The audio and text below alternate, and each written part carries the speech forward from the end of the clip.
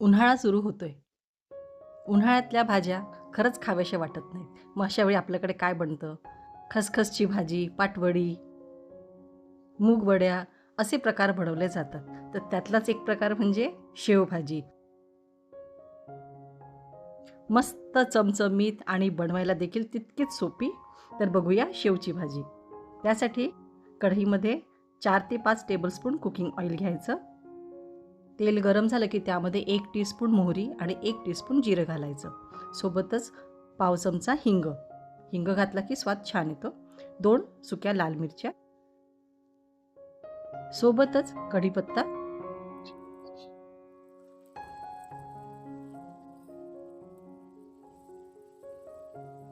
मस्त तडका झालेला आहे.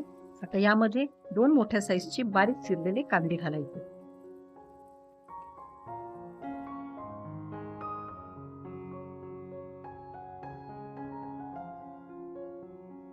कांदे थोडे ट्रान्सपरंट होईपर्यंत परतून घ्यायचे. गॅसची फ्लेम मंद ठेवावी. कांदा छान परतून झाला की यामध्ये 2 टेबलस्पून आलं लसणची पेस्ट घालायची. आता आलं लसण आणि कांदा व्यवस्थित गुलाबी रंग होईपर्यंत परतून घ्यायचा. याला झाकून आपण मंद आचेवरती ठेवायचं आहे.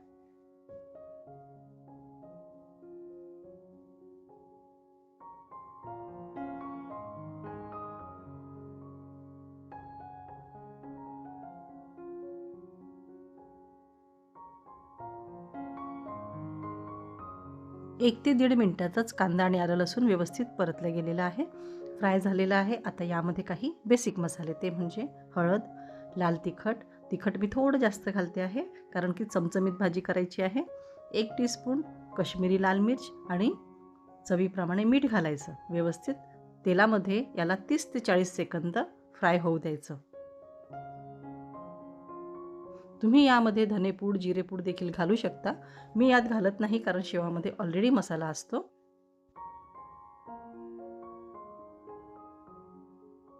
इथे साधारणतः 40 सेकंद झालेली आहे. तुम्ही तेल बघू शकता, छान मसाल्याला तेल सुटलेलं आहे. आता यामध्ये 2 मोठ्या साईजची टोमॅटोची पेस्ट केलेली ती घालायची आहे.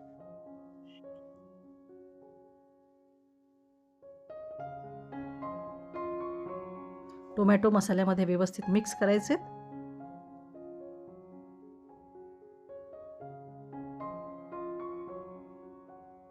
8 ते 10 मिनिटं झाकून मंद आचेवरती शिजवून घ्यायचे.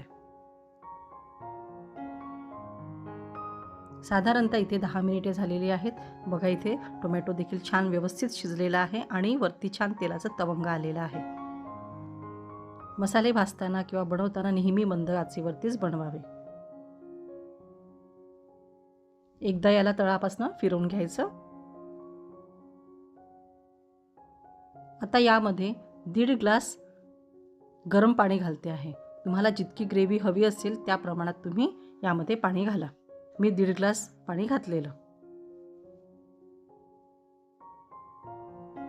आता यामध्ये 1 टीस्पून काळा मसाला घालते आहे. तुमच्याकडे गरम मसाला असेल तो देखील घातला तरी चालेल किंवा मटण मसाला घातला तरी चालेल.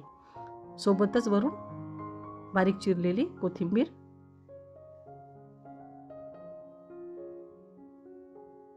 व्यवस्थित एकदा मिक्स करून घ्यायचं आणि झाकून याला छान उकळी येऊ. गॅसची फ्लेम मीडियम ठेवावी.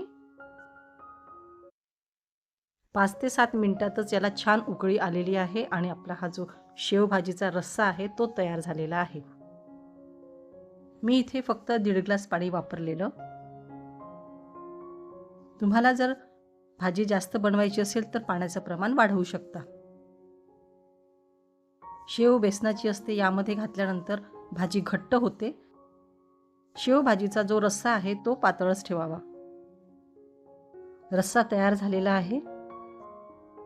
भाजी जर लगेचच सर्व करायची असेल तर यामध्ये लगेचच शेव घालावी किंवा असा रस्सा तुम्ही आधी बनवून ठेवा, त्यानंतर याला परत एकदा गरम करायचं आणि त्यामध्ये सर्व करताना शेव घालायची. सर्विंग बाउलमध्ये जो आपण बनवलेला शेवचा रस्सा आहे तो काढलेला आहे आणि सोबतच शेवभाजीसाठी शेव वेगळी मिळते किंवा तुम्ही घरी देखील बनवू शकता. तर ही शेव या रस्स्यामध्ये जेव्हा जेवायला बसतो तेव्हा 5 मिनिटं आधी रस्स्यामध्ये घालायची.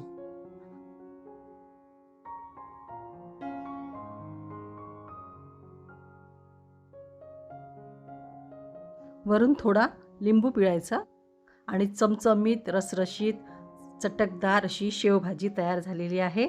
तुम्ही देखील उन्हाळ्यामध्ये भाज्या खायचा खरंच कंटाळा आला ना की अशा प्रकारची भाजी बनवून बघा.